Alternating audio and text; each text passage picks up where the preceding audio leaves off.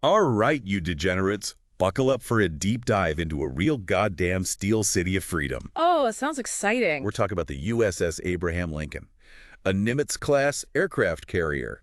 We're going to rip the damn lid off this beast and see what makes it tick. A fascinating choice. And get this, our source. Just the ship's Wikipedia page.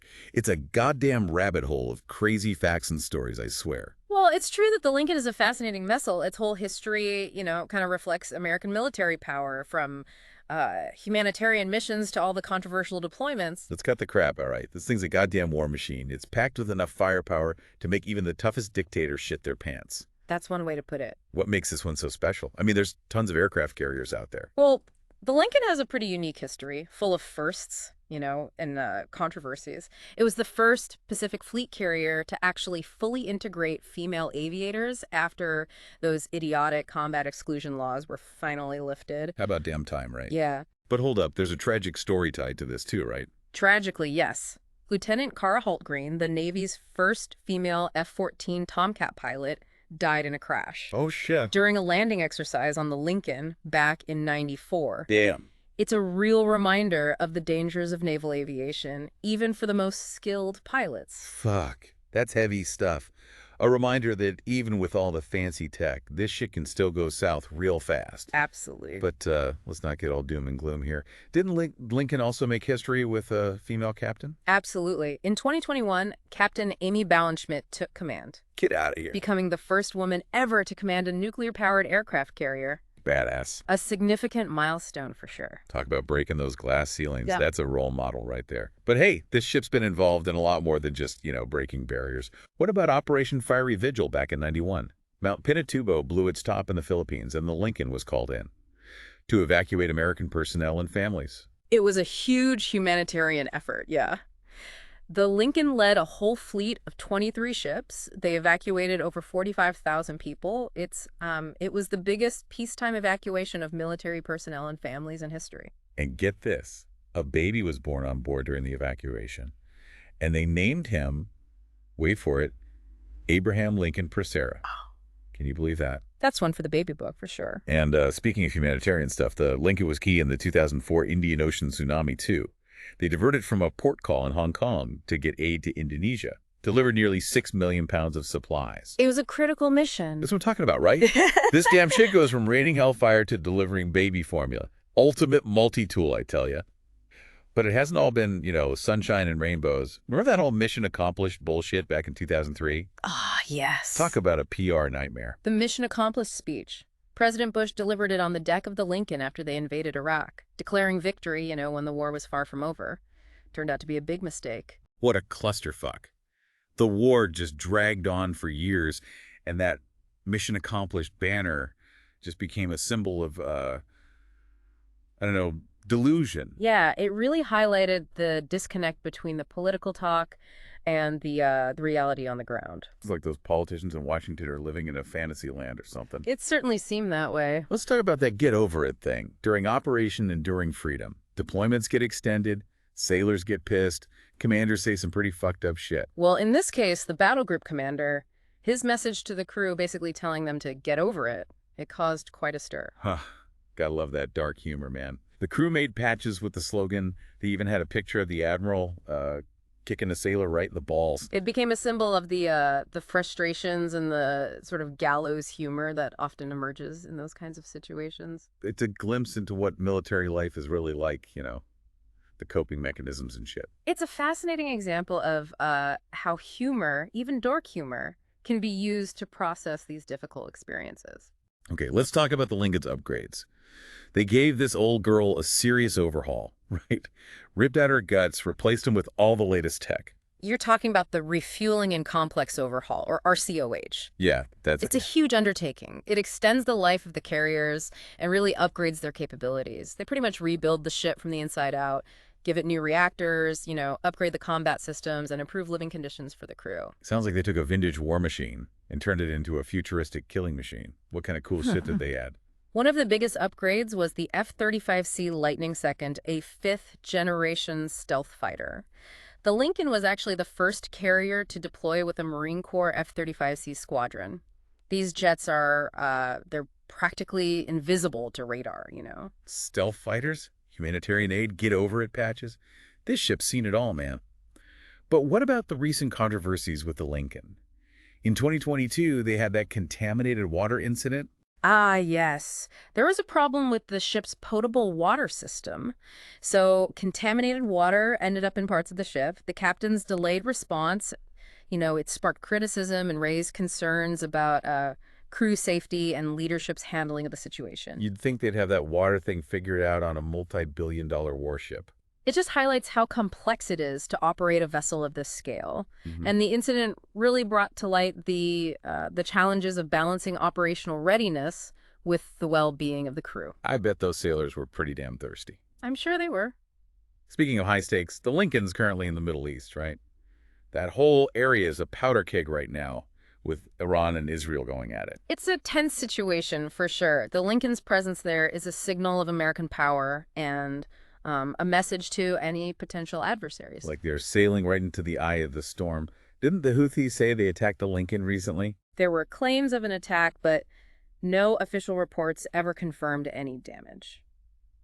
There's a lot of misinformation that gets spread around online, especially when things are tense. So much bullshit flying around these days. It's hard to know what's real. But one thing's for sure. The Lincoln is out there on the front lines representing America's military might and its willingness to get involved in some really messy shit. It's certainly a powerful symbol. It makes you wonder what the hell the future holds for this beast. What conflicts will it be a part of? And will those sailors ever get a damn break? It's hard to say for sure, but, well, it's impossible to say for sure. But with all the geopolitical instability around the world, it's likely that the Lincoln will keep being sent to those hot spots and play a key role in, showing American power. And as for those sailors, well, life as a sailor has always been tough. Sacrifices and long deployments, the nature of the beast, Tough gig, no doubt. But let's get back to that get over it incident. What's the bigger picture there? Was the commander just an asshat, or is there more to it? It's important to remember the context. This was during Operation Enduring Freedom, right after 9/11. Tensions were high, the mission was open-ended, and deployments were being extended indefinitely. No one knew how long they'd be out there. The crew, well, they were frustrated, demoralized. So the commander was basically saying, suck it up, buttercups. We're at war. Essentially, yes. Hey. But while, his words might have been insensitive, you got to understand the pressure he was under, too. He was responsible for thousands of sailors and had to make tough calls in a really uncertain situation. Easy to judge from the outside. But I guess when you're in the shit, you got to do what you got to do. But still, get over it. Yeah, It's pretty fucked up to say to your troops, especially when they're risking their lives. absolutely. And the whole incident sparked a real debate, about leadership, communication, and the psychological effects of those long deployments. It also showed how important it is to support sailors going through all that. Right. Okay, enough of that. Let's talk about this massive modernization they did to the Lincoln. We're talking billions of dollars, right? What exactly did they do to make it worth all that cash? The RCOH, the refueling and complex overhaul, is basically a midlife upgrade. It gives those carriers a whole new life. They refuel the nuclear reactors, which powers it for another 25 years, and then modernize every system on the ship. New sensors, weapons, comms, everything. So they gutted it and rebuilt it with all the latest tech. What about the crew? Did they get any upgrades to their living quarters? For sure. Improving the quality of life for the crew is a big part of the RCOH. They upgraded the berthing areas, galleys, added better recreational facilities, even upgraded the internet. They know these sailors are out there for a long time, so they need a decent place to live and work, right? Makes sense.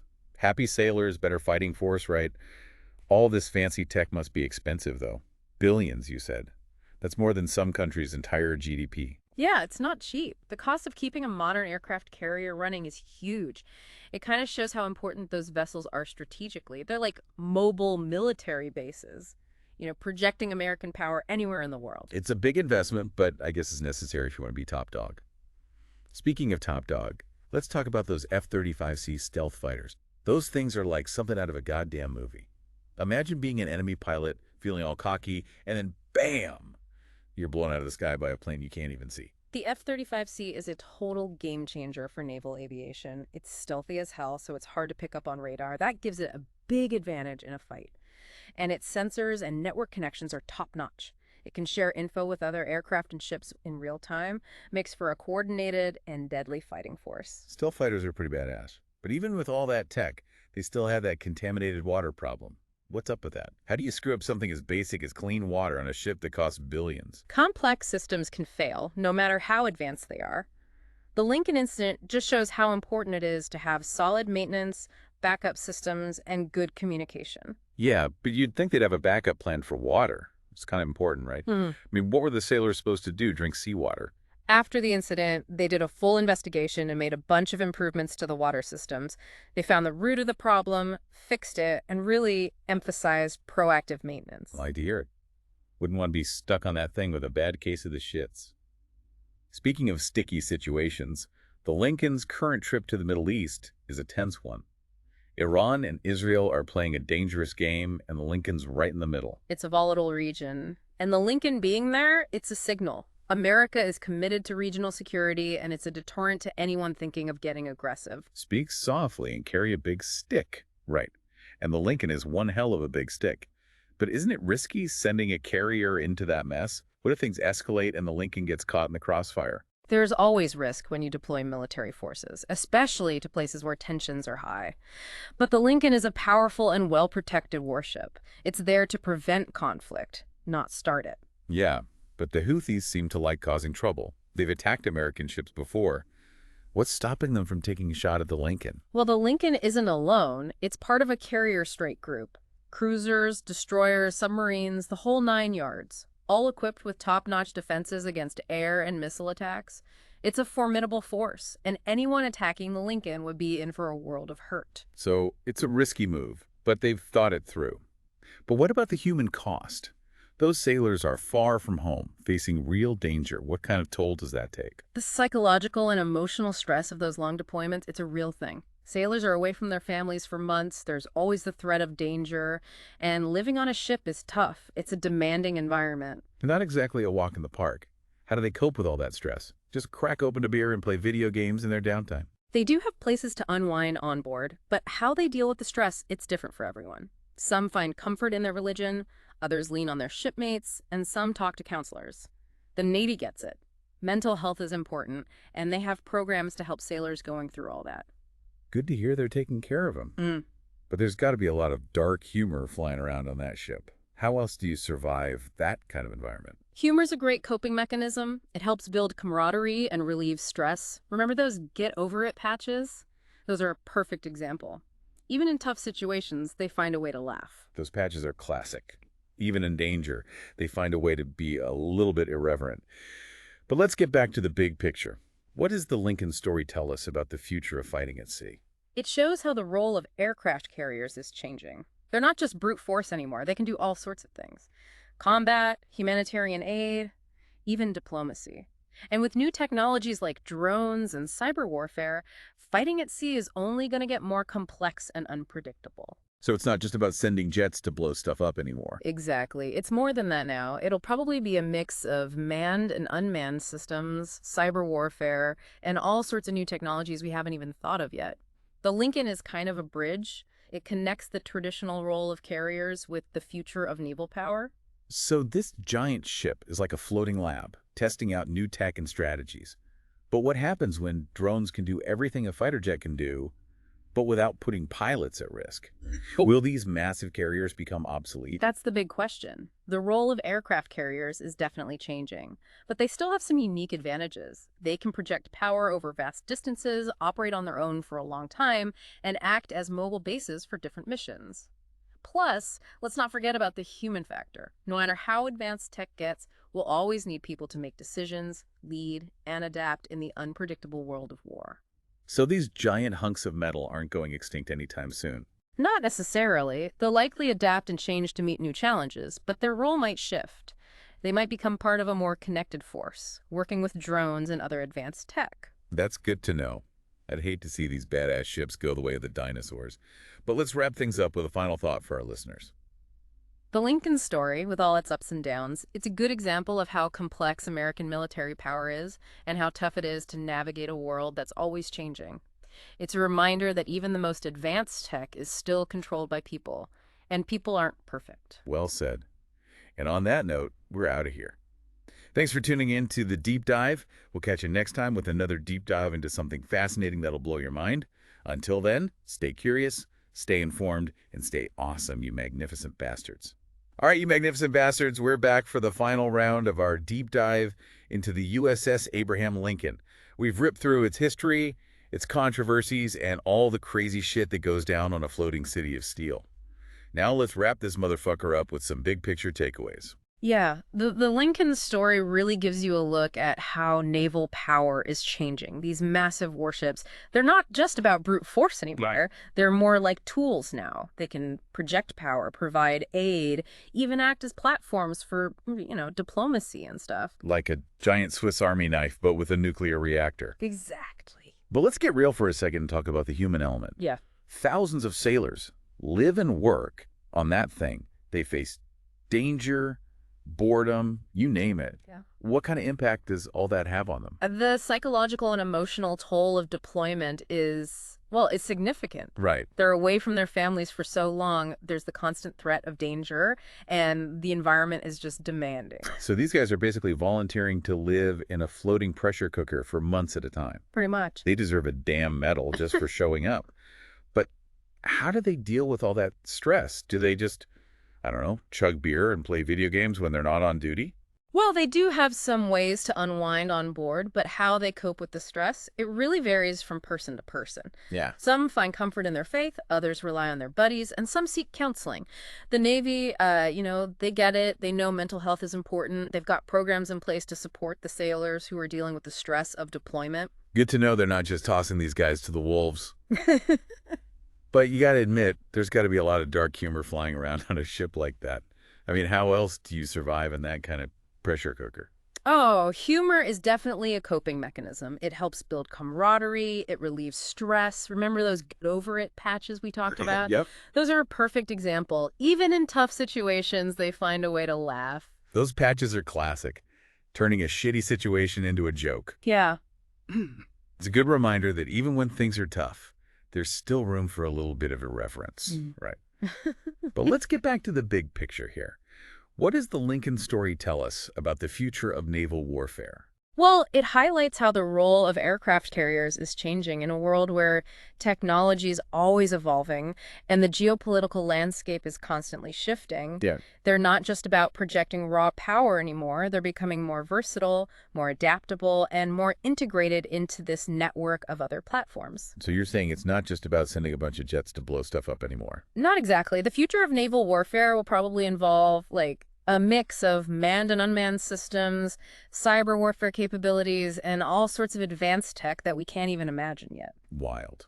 So the Lincoln is like, what, this bridge between the old way of doing things and the future of naval power? That's a good way to put it, yeah. So it's like this giant floating laboratory where they're testing out new technologies and strategies. In a way, yeah. But what happens when drones can do everything a fighter jet can do, but without risking any pilots? Will these massive carriers just become obsolete? That's a question a lot of people are asking. The role of aircraft carriers is definitely evolving. But these ships, they still offer some unique advantages. They can project power over these vast distances. They can operate independently for a really long time. And they can serve as these mobile bases for all kinds of missions.